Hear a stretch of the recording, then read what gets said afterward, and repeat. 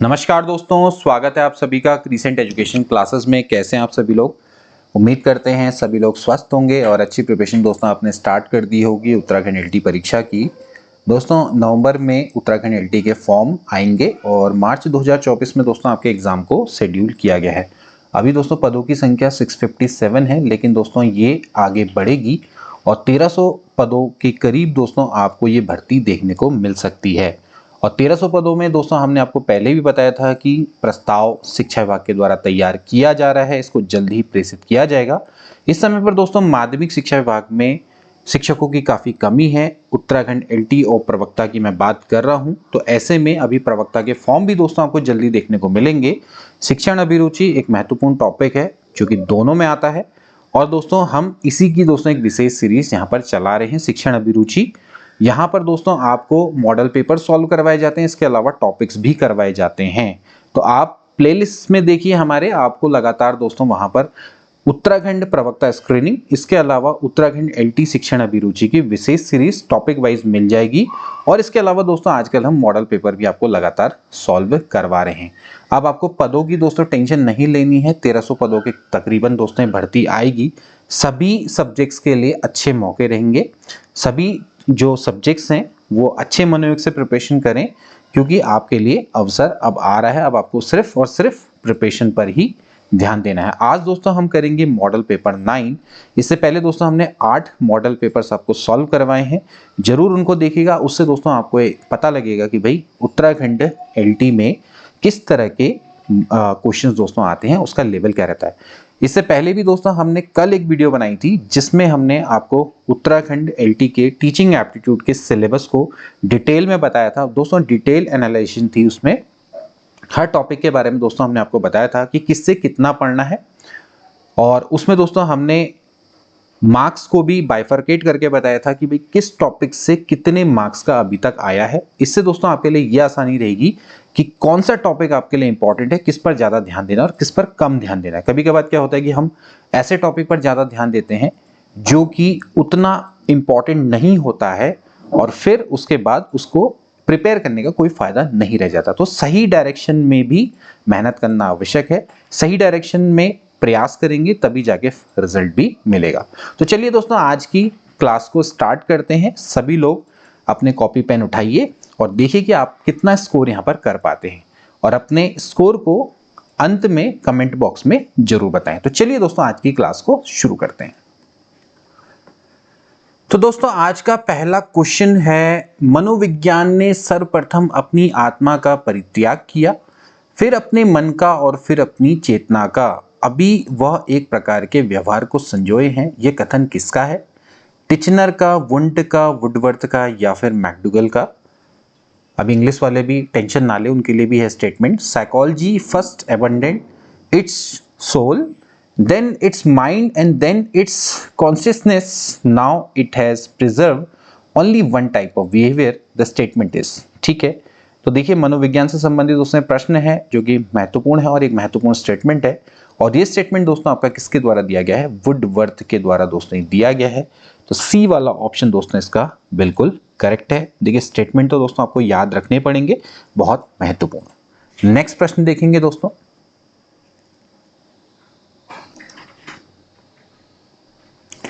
मानवीय मूल्य जो प्रकृति में सार्वत्रिक हैं के विकास का क्या अर्थ है?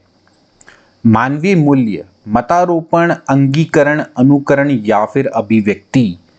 तो क्या इसका मतलब है?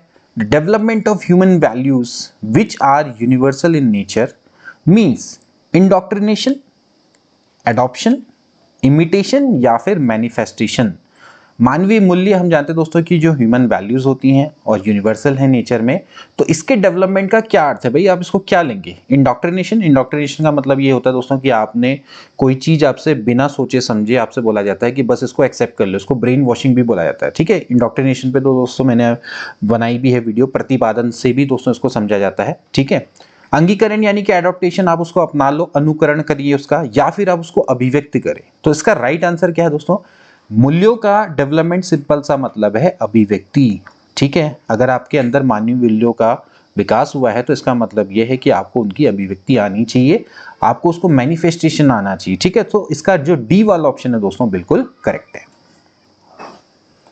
अगला प्रश्न देखेंगे दोस्तों, मनोवैज्ञानिकों के अनुसार बाल विकास की कौन सी अवस्था सबसे जटिल व कठिन है? बहुत आसान सा प्रश्न है। शैशवावस्था, किशोरावस्था, बाल्यावस्था, क्या इसका राइट आंसर होना चाहिए? इंग्लिश में भी देख लेते हैं। According to the psychologist which stage of child development is the most complex and difficult? Infancy, adolescence या फिर चाइल्डहुड? तो इसका राइट आंसर क्या होना चाहिए? इसका राइट आंसर दोस्तों सभी लोग सही देंगे। इसका राइट आंसर दोस्तों क्या होगा? किशोरावस्था होगा। एडोलेसेंस दोस्तों एक बहुत महत्वपूर्ण अवस्था है जो कि सबसे जटिल होती है, सबसे कठिन होती है।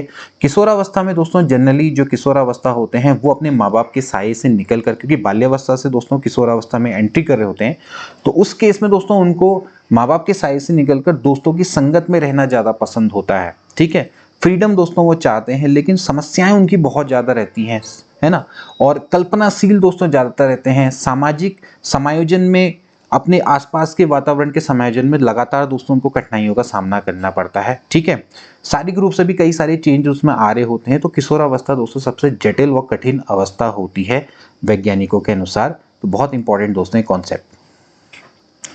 अगला प्रश्न देखेंगे दोस्तों, जो कि क्वेश्चन नंबर 4 है। निम्नलिखित में से कौन सा मुख्य रूप से आनुवांशिकता संबंधी कारक है? आनुवांशिकता संबंधी कारक कौन सा है दोस्तों? आंखों का रंग, सामाजिक गतिविधियों में भागीदारिता, समकक्ष व्यक्तियों के समूह के प्रति अभिव्यक्ति या फिर चिंतन पैटर्न।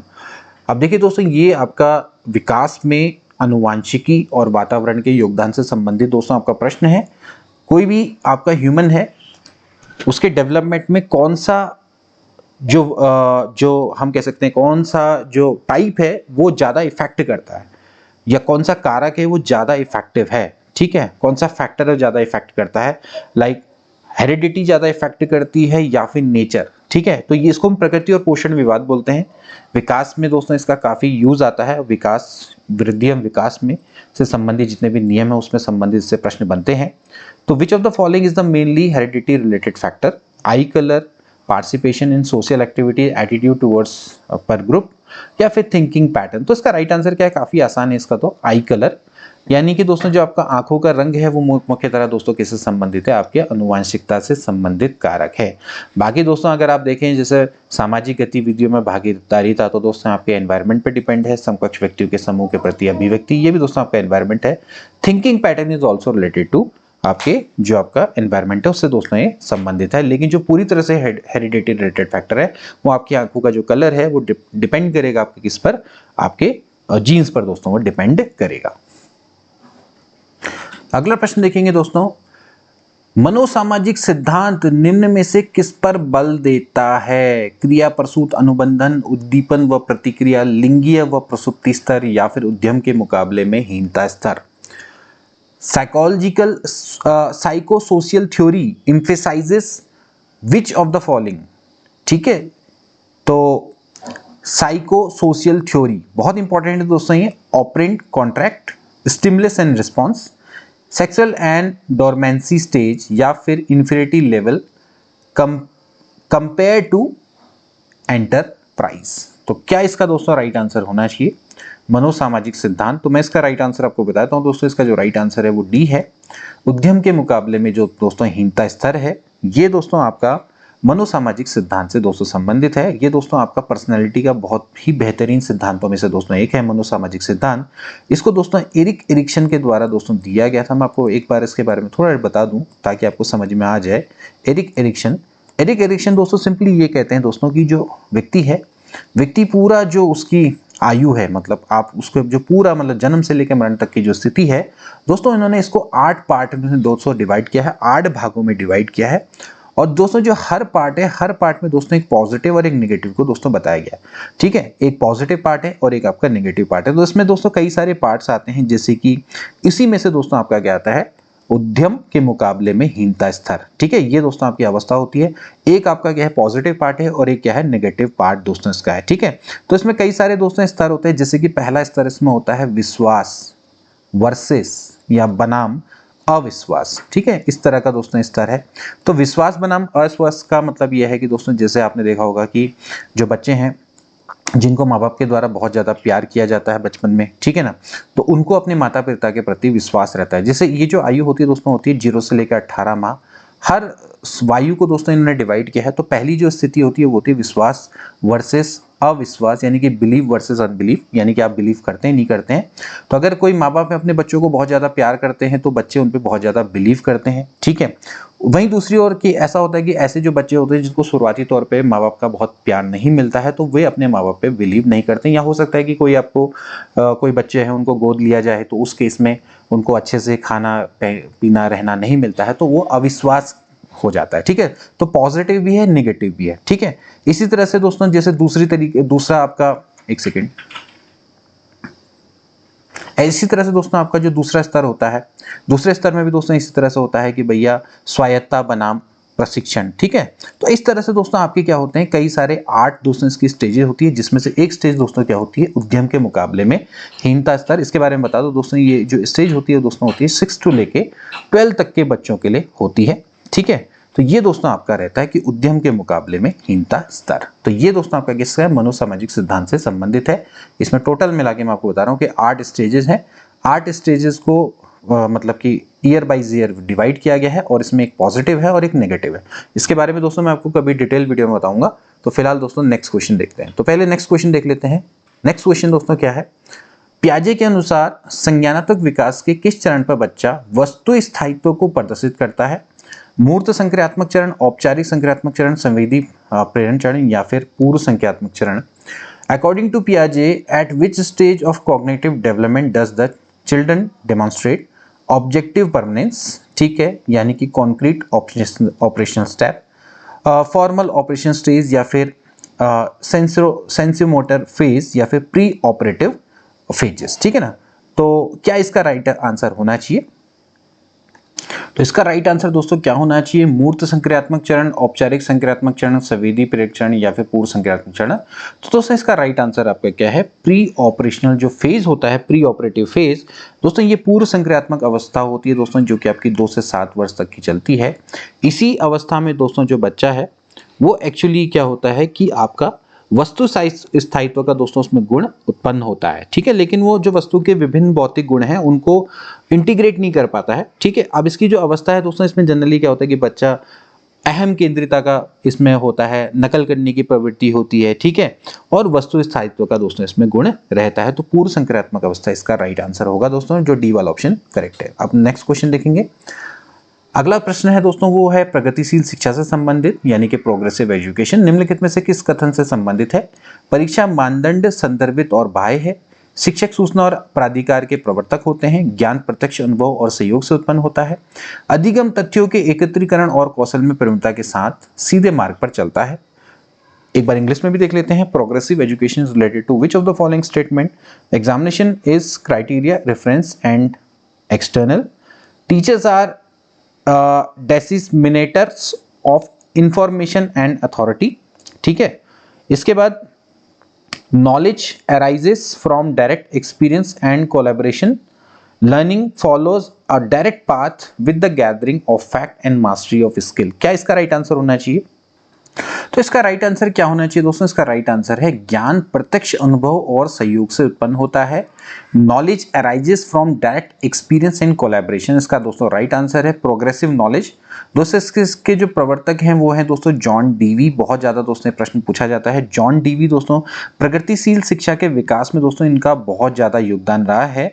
इन्होंने दोस्तों प्रगतिशील शिक्षा के 2 फैक्टर माने हैं। एक माना है रुचि और प्रयास, ठीक है, रुचि और प्रयास। कहने का मतलब ये है कि दोस्तों जो शिक्षा का एकमात्र उद्देश्य इन्होंने माना है कि जो बालक है उनकी शक्तियां को विकसित करना है, उनमें रुचि और प्रयास के माध्यम से दोस्तों शिक्षा को एक तरह से उनके लिए रुचिकर बनाना है, उनमें रुचि जगानी है और प्रयास करना है, जिससे कि उनके लिए जो शिक्षा है वो प्रोग्रेसिव हो सके या प्रगतिशील शिक्षा होती से हो सके, ठीक है ना। तो शिक्षा के 2 तत्वों को इन्होंने बहुत ज्यादा महत्वपूर्ण माना है, ठीक है। मतलब कि बालक जो अध्यापक है उसको बालक के अंदर जो स्वाभाविक रुचि है उनके समझकर उनके लिए कार्यों की व्यवस्था करनी चाहिए, ठीक है ना। इस तरह से दोस्तों आप इसको समझ सकते हैं। तो ये है आपका प्रोग्रेसिव एजुकेशन। इसके बाद नेक्स्ट क्वेश्चन देखेंगे। अगला प्रश्न देखेंगे दोस्तों जो कि आपका बुद्धि से संबंधित है। देखिए क्या लिखा हुआ है, अधिकांश व्यक्तियों की बुद्धि औसत होती है, बहुत कम लोग प्रतिभा संपन्न होते हैं और बहुत कम व्यक्ति मंद बुद्धि के होते हैं। यह कथन के प्रतिस्थापित सिद्धांत पर आधारित है। बुद्धि और जाति विभिन्नताओं, बुद्धि के वितरण, बुद्धि की वृद्धि या फिर बुद्धि और लैंगिक विभिन्नताओं। इंग्लिश में क्या लिखा है एक बार देख लेते हैं।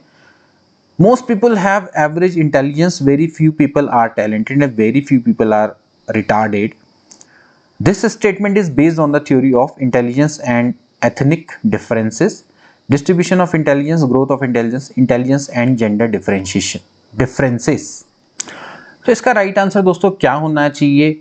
बुद्धि और जाति विभिन्नताएं, distribution of intelligence, growth of intelligence या फिर इंटेलिजेंस एंड जेंडर डिफरेंस। तो इसका राइट आंसर क्या दोस्तों, बहुत आसानी से आप बता सकते हैं, बुद्धि के वितरण से दोस्तों संबंधित है, वृद्धि नहीं, बुद्धि के वितरण यानी कि डिस्ट्रीब्यूशन ऑफ इंटेलिजेंस से दोस्तों संबंधित है।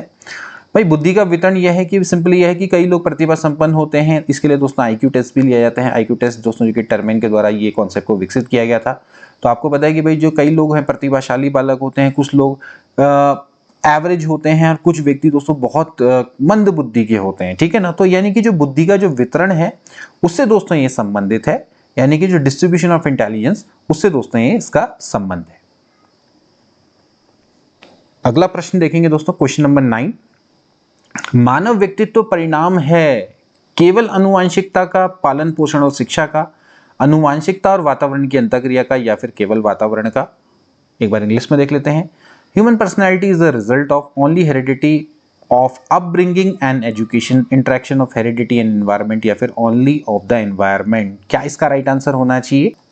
तो इसका राइट आंसर क्या होना चाहिए दोस्तों? इसका राइट आंसर होना चाहिए कि भैया interaction of heredity and environment, यानी कि दोस्तों आनुवंशिकता और वातावरण की जो आपस में अंतःक्रिया होती है उसी का जो परिणाम है वो पर्सनालिटी ऑफ ह्यूमन कहलाता है।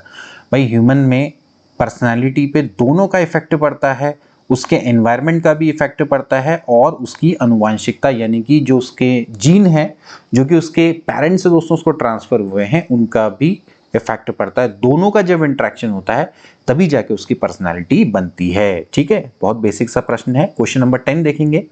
अधिगम में आकलन किसके लिए आवश्यक होता है? जब हम अधिगम करते हैं तो उसमें हम आकलन क्यों करते हैं? क्या ग्रेड और अंकों के लिए, जांच परीक्षण के लिए, प्रेरणा के लिए, पृथक्करण और श्रेणीकरण के उद्देश्य को प्रोत्साहन देने के लिए? Why assessment necessary in learning? For grade and marks, for test examination, for inspiration, to promote the objective of separation and grading। क्या इसका आंसर होना चाहिए? तो इसका राइट आंसर क्या होना चाहिए दोस्तों? इसका राइट आंसर होना चाहिए फॉर इंस्पिरेशन, यानी कि प्रेरणा के लिए दोस्तों अधिगम में आकलन किया जाता है, ठीक है ना। देखिए आकलन से हमारा ये उद्देश्य नहीं है कि भैया छात्रों को ग्रेड या अंक दिया जाए या फिर उनके जांच लिया जाए, ठीक है, या फिर पृथक्करण श्रेणीकरण कहने का मतलब है कि जो प्रतिभाशाली बालक है या फिर दोस्तों क्या कहते हैं जो आपके मंदबुद्धि बालक है उनको ऑब्जेक्टिव को प्रोत्साहन देने के लिए नहीं किया जाता है। आकलन का दोस्तों सिंपल सा मतलब है कि आकलन आप इसलिए करते हैं कि भैया ताकि छात्र अधिगम और उसकी जो प्रगति है उसकी उपलब्धि का दोस्तों आपको पता लग सके और आप उनको मोटिवेट कर सके, ठीक है ना। मतलब सिंपली ये कह सकते हैं जो भी आपके शिक्षार्थी हैं उनके ज्ञान को, उनकी समझ को, उनके मूल्यों को, उनके कौशलों को दोस्तों आप विकसित करने के लिए अधिगम में आकलन करते हैं, ठीक है, इसलिए आप किया जाता है। अब ये छात्रों की क्षमताओं और आवश्यकताओं को ध्यान में रख के दोस्तों किया जाता है। ओके, तो इसमें शिक्षार्थी क्या है, छात्रों को फीडबैक देते हैं, ठीक है, जिससे कि उनको अपनी कमियों का निराकरण हो पाए, तो उनको प्रेरणा मिलती है दोस्तों। तो ये मोटिवेशन के लिए होता है, ठीक है। अगला देखेंगे, निम्न में से कौन सी संवेगात्मक बुद्धि से संबंधित है? याद करना, गतिक प्रक्रमण, विचार करना, सहानुभूति देना। Which of the following is related to emotional intelligence? Memorisation, dynamic processing, consider या फिर टू सिंपैथाइज यानी कि सहानुभूति। तो इसका राइट आंसर क्या होगा दोस्तों? इसका राइट आंसर होगा सहानुभूति देना। ये दोस्तों आपका किसके अंतर्गत आता है? संवेगात्मक बुद्धि के दोस्तों अंतर्गत आता है, यानी कि इमोशनल इंटेलिजेंस। आप सहानुभूति दे रहे हैं तो ये आपके संवेगात्मक बुद्धि के अंतर्गत आता है दोस्तों। इसका जो आविष्कार है या इसका कॉन्सेप्ट है दोस्तों, ये किसके द्वारा दिया गया था दोस्तों? ये डेनियल गोलमैन के द्वारा दोस्तों दिया गया था। प्रश्न दोस्तों पूछा जाता है, डेनियल गोलमैन थे दोस्तों, इन्होंने संवेगात्मक बुद्धि के कॉन्सेप्ट को इन्होंने डेवलप किया था। ठीक है, तो संवेगात्मक बुद्धि का आप मतलब क्या समझते हैं? देखिए सिंपल सी बात है, वो क्षमता है दोस्तों ये जिसमें आप दोस्तों अपनी थॉट प्रोसेस का यूज करते हैं और दूसरे के संवेगों को जानने और समझने का प्रयास करते हैं। ठीक है, तो इसी को हम क्या बोलते हैं? संवेगात्मक बुद्धि बोलते हैं। मतलब आप दूसरे की भावनाओं को समझ रहे हैं। ठीक है, दूसरे की भावनाओं को समझने की क्षमता, अपनी और दूसरे की भावनाओं को समझने की क्षमता। ठीक है, अलग अलग कोई अगर भावनाएं हैं उनके बीच में अगर आप भेदभाव करने की क्षमता, उनको उचित तरीके से लेवल करने की क्षमता दोस्तों, यही दोस्तों आपकी क्या कहलाती है? संवेगात्मक बुद्धि कहलाती है। तो सहानुभूति देना इसी के अंतर्गत दोस्तों आएगा। नेक्स्ट क्वेश्चन देखेंगे, निम्न में से कौन सी शिक्षण विधि प्रजातांत्रिक नहीं है? प्रोजेक्ट विधि, सामूहिक परिचर्चा विधि, व्याख्यान विधि, सहभागी विधि। तो प्रजातांत्रिक का मतलब क्या होता है दोस्तों? डेमोक्रेटिक, यानी कि दोस्तों जहां पर छात्रों को भी पूरी तरह से आजादी होती है। ठीक है, जहां पर जो शिक्षा विधि है, जो शिक्षण विधि है दोस्तों, उसमें शिक्षक केंद्र बिंदु ना होकर छात्र केंद्र बिंदु होता है। ठीक है, वहां पर छात्र मुख्य रूप से होता है और जो शिक्षक है वो उसकी भूमिका गौण में होती है। ठीक है, तो विच of the following teaching method is not democratic, यानी कि सिंपली बाल केंद्रित नहीं है। प्रोजेक्ट मेथड दोस्तों पूरी तरह से बाल केंद्रित है। ग्रुप डिस्कशन में भी आप जानते हैं दोस्तों कि छात्रों के बीच में डिस्कशन होता है। व्याख्यान विधि दोस्तों इसका राइट आंसर होगा, सी वाला ऑप्शन बिल्कुल करेक्ट है। यहाँ पर दोस्तों ये जो व्याख्यान विधि है पूरी तरह से दोस्तों शिक्षण केंद्रित होती है, शिक्षक केंद्रित मतलब होती है। इसमें टीचर आपका एक तरीके से एक प्रशासक की भूमिका में होता है, और तो यहाँ पर डेमोक्रेसी नहीं होगी। ठीक है, तो यहाँ पर वो बिल्कुल उसी का राज चलेगा पूरी की पूरी कक्षा में, और जो छात्र है उनको चुपचाप उसके लेक्चर को बैठ के सुनना होता है। ठीक है, इसके अलावा जो सहभागी विधि है वो भी दोस्तों आप देख सकते हैं कि क्लियर है कि वो भी आपकी क्या है? प्रजातांत्रिक विधि है। ठीक है, तो इस तरह से सी वाला ऑप्शन इसका राइट है। क्वेश्चन नंबर 13 देखेंगे, अधिगम निर्योग्यता का लक्षण क्या है? भागने की प्रवृत्ति, अशांत, ऊर्जावान व विध्वंसक होना, अवधान संबंधी बाधा, विकार या फिर अभिप्रेरणा का अभाव। तो symptoms of learning disabilities are, भाई आपको ये मैं पहले भी करवा चुका हूँ क्वेश्चंस की, लर्निंग डिसेबिलिटी क्या क्या हो सकती है? Tendency to run away, being restless, energetic and destructive, या फिर अटेंशन डिसऑर्डर, या फिर lack of motivation. Right answer क्या है दोस्तों? अवधान संबंधी बाधा और विकार, यानी कि दोस्तों आपका बिल्कुल ध्यान नहीं लग पाता है। ठीक है, और कोई ना कोई दोस्तों विकार आ जाता है। विकार दोस्तों क्या हो सकता है? कोई भी अधिगम से संबंधित विकार हो सकता है, जैसे कि डिसलेक्सिया है, डिस्प्रैक्सिया, डिस्कैल्कुलिया है। ठीक है, कई तरह की दोस्तों होती हैं। तो ये अधिगम निर्योग्यता के दोस्तों लक्षण है। आपका ध्यान नहीं लग पाता है पढ़ाई में, तो ये सिंपली क्या है? अधिगम निर्योग्यता के लक्षण हैं। अगला प्रश्न देखेंगे दोस्तों, क्वेश्चन नंबर 14 है, आपको बताना है कि इनमें से कौन सा युग्म सही नहीं है? सीखने का उद्दीपक अनुक्रिया सिद्धांत जो कि थॉर्नडाइक के द्वारा दिया गया, सीखने का क्रिया प्रसूत सिद्धांत बीएफ स्किनर, सीखने का क्लासिकल सिद्धांत पावलोव, या फिर सीखने का समग्र सिद्धांत हॉल के द्वारा दिया गया है। विच of the following pairs is not correct? Stimulus response theory Thorndike, operant conditioning theory of learning BF Skinner, classical theory of learning Pavlov, एक सेकेंड सॉरी, क्लासिकल थ्योरी दोस्तों आपकी पावलोव के द्वारा दी गई है, या फिर holistic theory of learning hall के द्वारा दी गई है। बहुत आसान है दोस्तों, आप जानते हैं दोस्तों थॉर्नडाइक के द्वारा ही एसआर थ्योरी दोस्तों दी गई है, जबकि ऑपरेंट कंडीशनिंग थ्योरी जो कि आपकी बीएफ स्किनर की है, क्लासिकल थ्योरी आपकी लर्निंग की पावलोव की है, holistic theory of learning hall के द्वारा नहीं दी गई है। जो क्लार्क हल है दोस्तों, इन्होंने प्रबलन का सिद्धांत दिया था, प्रबलन का सिद्धांत जिसके बारे में दोस्तों मैंने आपको पहले बताया था। ठीक है, इसको ड्राइव रिडक्शन थ्योरी बोलते हैं। ठीक है, अगर आपसे प्रबलन की जगह पे पुनर्बलन आएगा तो पुनर्बलन का जो सिद्धांत है दोस्तों ये आपको क्लियर होना चाहिए। पुनर्बलन का सिद्धांत ये आपका बीएफ स्किनर के द्वारा दोस्तों दिया गया है। ठीक है, तो पुनर्बलन को अगर आप इंग्लिश में बोलेंगे तो क्या बोलेंगे? Reinforcement theory. तो reinforcement theory was developed by B F Skinner. ठीक है, तो प्रबलन का सिद्धांत दोस्तों हल के द्वारा दिया गया है। अगला प्रश्न देखेंगे दोस्तों, क्वेश्चन नंबर 15 है, डिस्लेक्सिया किससे संबंधित है? क्या ये मानसिक विकार है, गणितीय विकार है, पठन विकार है, या फिर व्यवहार संबंधी विकार है? What is dyslexia related to? Mental disorder, mathematical disorder, reading disorder, या फिर बिहेवियर डिसऑर्डर? तो राइट आंसर क्या है दोस्तों? This is reading disorder. Dyslexia यानी कि अगर आपको पठन संबंधी विकार है तो वो डिसलेक्सिया की श्रेणी के अंतर्गत आता है। और ये दोस्तों अधिगम के विकार हैं जिनके बारे में दोस्तों मैंने आपको बताया कि हमेशा से दोस्तों जो अधिगम के पठार है, अधिगम से संबंधित विकार है, अधिगम के ग्राफ हैं, इससे दोस्तों हमेशा से प्रश्न आपके आते हैं और आते रहेंगे।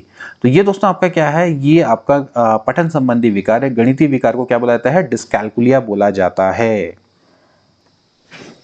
अगला प्रश्न देखेंगे दोस्तों, क्वेश्चन नंबर 16 है, अधिगम निर्योग्यता से संबंधित है। अभी दोस्तों जैसे हमने पढ़ा था कि भाई अधिगम निर्योग्यता क्या होती है। समुचित निवेश के संग सुधार योग्य नहीं होती है, एक स्थिर अवस्था है, एक चर अवस्था है, जरूरी नहीं कि कार्य पद्धति की हानि करे। Learning disabilities not improvable with appropriate input, is a study state, is a variable state, not necessary detrimental to performance, ठीक है, या हाँ डेट्रीमेंटल टू परफॉर्मेंस, ठीक है। तो भाई सिंपल सा कॉन्सेप्ट है, ये कहना चाह रहे हैं कि जो अधिगम निर्योग्यता है आप उसको समुचित निवेश से वो क्या सुधार नहीं आ सकता। हमने अभी पढ़ा कि दोस्तों अवधान संबंधी जो भी विकार होगा दोस्तों अधिगम निर्योग्यता के अंतर्गत आता है, ठीक है ना। तो क्या आप इसको इंप्रूवमेंट इसमें नहीं ला सकते। Is the steady state, steady state का मतलब स्थिर अवस्था है, आप अधिगम निर्योग्यता तो हमेशा बनी रहेगी। चर अवस्था यानी कि वो एक वेरिएबल है, यानी कि आज कोई अधिगम निर्योग्यता है तो कल को हो सकता है कि वो अधिगम को योग्यता से कर सके, यानी कि अधिगम अच्छे से कर पाए। जरूरी नहीं कि कार्य पद्धति की हानि करे, तो जरूरी नहीं है कि वो जो आपकी जो कार्य पद्धति है उसको कहीं से हानि करे, यानी कि उसको एक तरह से लॉस पहुंचाए, ठीक है। इसका राइट आंसर दोस्तों जो सबसे एप्रोप्रिएट बेस्ट था वो यही है कि एक चार अवस्था है, यानी कि एक वेरिएबल है। अधिगम निर्योग्यता को दोस्तों आप अगर एक इनपुट डालेंगे तो उसमें आप डेफिनेटली सुधार पा सकते हैं। किसी को अगर मान लेते हैं डिसलेक्सिया की प्रॉब्लम है तो इसका मतलब ये नहीं कि वो आगे जाके सफल नहीं हो सकता, वो डेफिनेटली उस विकार को दूर कर सकता है, ठीक है। तो ये एक आपकी वेरिएबल स्टेट है, कोई एक कॉन्स्टेंट स्टेट नहीं है कि हमेशा किसी व्यक्ति को अगर डिसलेक्सिया तो जिंदगी भर वो कभी भी पठन संबंधी विकार को दूर नहीं कर पाएगा। अगला प्रश्न देखेंगे दोस्तों, क्वेश्चन नंबर 17 है, राष्ट्रीय पाठ्यचर्या फ्रेमवर्क 2005 ने अपनी समझ कहां से प्राप्त की है। मानवतावाद, व्यवहारवाद, रचनावाद या फिर संज्ञानात्मक सिद्धांत। इसके बारे में दोस्तों हम आपको बता चुके हैं। National curriculum framework 2005 has drawn it's understanding from humanism, behaviourism, constructivism या फिर कॉग्निटिव थ्योरी। तो राइट आंसर क्या है दोस्तों, इसका कंस्ट्रक्टिविज्म है। रचनावाद यानी कि कोई भी मनुष्य है या कोई बालक है वो अपने ज्ञान का निर्माण स्वयं करता है। रचनावाद कंस्ट्रक्टिविज्म, इससे दोस्तों अपनी सोच को इसने प्राप्त किया है। नेक्स्ट क्वेश्चन को देखेंगे, क्वेश्चन नंबर 18 है, निम्नलिखित में से किस समूह के बच्चों को समायोजन की समस्या होती है। औसत बुद्धि के बच्चे, ग्रामीण बच्चे, अध्ययनशील बच्चे या फिर कुशाग्र बुद्धि के बच्चे। क्या इसका राइट आंसर होना चाहिए। विच of the following group of children have adjustment problem. Children of average intelligence, rural children, studious kids या फिर स्मार्ट किड्स। तो इसका राइट आंसर क्या है दोस्तों, इसका राइट आंसर है कुशाग्र बुद्धि के बच्चे। देखिए जो सबसे ज्यादा बच्चे होते हैं जिनको किस एडजस्टमेंट में दिक्कत होती है, क्योंकि देखिए ऑब्वियस सी बात है अगर कोई बच्चा डिफरेंट है, सबसे अलग है, तो उसको समायोजन की समस्या हमेशा होगी, चाहे वो प्रतिभाशाली बालक हो या फिर दोस्तों वो एक बहुत ही मंदबुद्धि बालक हो, तो उसके लिए एडजस्टमेंट की समस्या हमेशा होगी। जिनकी संख्या ज्यादा होती है तो उनको एडजस्टमेंट की परेशानी नहीं होती है। औसत बुद्धि के बच्चे जनरली संख्या में ज्यादा होते हैं। ग्रामीण बच्चों का ग्रामीण और शहरी से कोई मतलब नहीं होता है, ठीक है। अध्ययनशील बच्चे जो कि आपके स्टूडियस किड्स होते हैं, लेकिन वो जरूरी नहीं कि वो प्रतिभाशाली हो। तो जो कुशाग्र बुद्धि के बच्चे होते हैं उनको हमेशा से क्या होता है, समायोजन का सामना करना पड़ता है। उनको सबसे ज्यादा समस्या आती है क्योंकि हर चीज उनके लेवल से नीचे होती है, तो फिर उनको एडजस्ट करना पड़ता है। क्योंकि पढ़ाई में भी कभी कभार हो सकता है कि जो टीचर्स हैं वो जो पढ़ाते हैं तो उनके स्टैंडर्ड से बिलो होता है, ठीक है। और कई चीजें होती हैं जो कि उनके स्टैंडर्ड से बिलो होती हैं, तो फिर उनको एडजस्ट करना पड़ता है क्योंकि उनकी जो समस्या है उनका समाधान नहीं हो पाता है। तो इस कारण से उनको हमेशा से समस्या का समायोजन की समस्या उनके अंदर आती है। अगला प्रश्न देखेंगे दोस्तों, क्वेश्चन नंबर 19 है, दर्पण चित्र परीक्षण किसको मापने में प्रयुक्त होता है। अधिगम की गति, अधिगम अंतरण, सृजनात्मकता या फिर अभिरुचि। Which is the mirror image test used to measure. आपने देखा होगा कि एक दर्पण है, दर्पण में एक चित्र होता है, आधे को पूरा करना होता है, तो वो आपका क्या होता है, दर्पण चित्र परीक्षण होता है, ठीक है। मतलब कि एक दर्पण आपके सामने रख दिया जाएगा, आपसे पूछा जाएगा कि भैया अगर इस ऑब्जेक्ट की इमेज यहाँ ऐसी बनी तो उसमें कैसी बनी जाएगी। तो वो क्या अधिगम की गति को मापता है या फिर आपके अधिगम अंतरण को, यानी कि लर्निंग ट्रांसफर, या फिर सृजनात्मकता या फिर आपके इंटरेस्ट को यह मेजरमेंट करता है। तो क्या इसका राइट आंसर होना चाहिए, तो क्या इसका राइट आंसर दोस्तों होना चाहिए, दर्पण चित्र परीक्षण दोस्तों आपका जो अधिगम अंतरण है यानी कि लर्निंग ट्रांसफर दोस्तों, इसको मापने के लिए प्रयुक्त होता है। ठीक है ना। अधिगम अंतरण का मतलब क्या होता है दोस्तों, जो पूर्व में हमारे पास ज्ञान होता है उसका यूज हम दोस्तों क्या करते हैं, किसी और जगह पर करते हैं ताकि हमें और चीजें हम सीख पाएं। ठीक है। अब वो जो अंतरण है दोस्तों, वो आपका पॉजिटिव हो सकता है, वर्टिकल हो सकता है, हॉरिजॉन्टल हो सकता है, नेगेटिव हो सकता है। ठीक है। या फिर बायलेटरल भी हो सकता है। तो ये बायलेटरल की तरह मान के चलो, क्योंकि दोस्तों आपको एक पार्ट है, जैसे आपको बायां पक्ष दिया हुआ है तो आप दायां पक्ष करिए। जैसे मैंने आपको बताया था कि अगर एक पक्ष से दूसरे पक्ष की ओर, यानी कि जैसे बाएं हाथ से अंतरण आपके दाएं हाथ की ओर को जाता है, तो उस तरह को हम क्या बोलते हैं, अधिगम अंतरण बोलते हैं, यानी कि ट्रांसफर ऑफ लर्निंग बोला जाता है। तो उस हिसाब से देखा जाए तो अधिगम अंतरण के अंतर्गत ही दोस्तों ये आएगा। ठीक। सो बी वाला ऑप्शन क्या हो जाएगा, इसका करेक्ट हो जाएगा। नेक्स्ट प्रश्न देखेंगे दोस्तों, क्वेश्चन नंबर 20 है, चिंतन के सूचना प्रक्रमण सिद्धांत निम्न में से कितने चरण आते हैं, मतलब कि निम्नलिखित चरण आते हैं, प्रतिक्रिया चरण, प्रतिक्रिया चयन, पूर्व प्रकरण या फिर श्रेणीकरण। इंग्लिश में देखेंगे, the information processing theory of thinking includes the following stages, response execution, response selection, pre processing या फिर कैटेगराइजेशन। क्या इसका राइट आंसर होना चाहिए दोस्तों? यहाँ पर ये जो प्रश्न है थोड़ा सा पूरा नहीं है, और इसमें दोस्तों जो प्रश्न है इसमें एक्चुअली क्या होना चाहिए था कि ये जो सारे के सारे जो चरण हैं ये तो एक्चुअली प्रोसेसिंग की चरण में आते हैं। या तो ये प्रश्न ऐसा होना चाहिए था कि निम्न में से कौन सा चरण नहीं होता। देखिए सारे के सारे चरण होता है। एक्चुअली इनको हमने ये बताना है, इनको हमने एक श्रेणीकरण दोस्तों इनका करना है। श्रेणीकरण का मतलब है कि सीक्वेंस में लाना है इनको। तो सीक्वेंस में दोस्तों सबसे पहला करण क्या होता है, देखिए इंफॉर्मेशन प्रोसेसिंग स्टोरी में दोस्तों सबसे पहले क्या होता है आपका पूर्व प्रकरण, यानी कि प्री प्रोसेसिंग होती है। ठीक है। आप इसको थोड़ा सा याद कर लीजिएगा। ये चिंतन की प्रक्रिया दोस्तों, बच्चों का सोचना एवं सीखना, उसमें भी आ सकता है दोस्तों इस पार्ट में। तो पहले क्या होगी आपकी प्री प्रोसेसिंग होगी। ठीक है।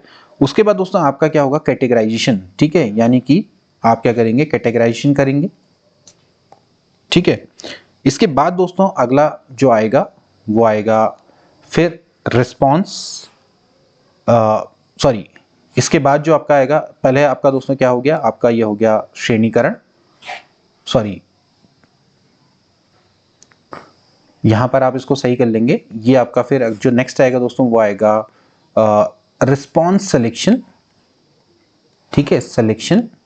एंड देन उसके बाद जो नेक्स्ट आएगा वो आएगा एक्चुअली रिस्पॉन्स एग्जीक्यूशन। ठीक है ना, ये आएगा। ठीक।